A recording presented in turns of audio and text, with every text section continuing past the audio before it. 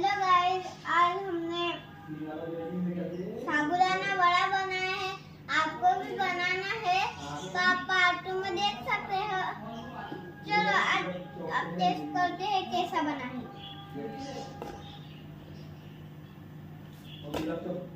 जरा गरम है।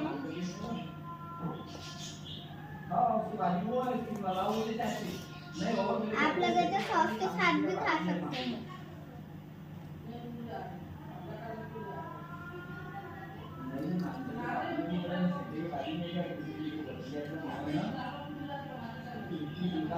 क्रिस्पी बने हैं।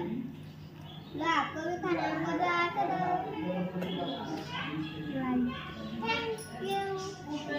लाइक शेयर सब्सक्राइब लाइक करो, शेयर करो, नेक्स्ट पार्ट के लिए सब्सक्राइब भी बेल करो। आइकन बटन को दबाओ। सब्सक्राइब के बटन को दबाओ।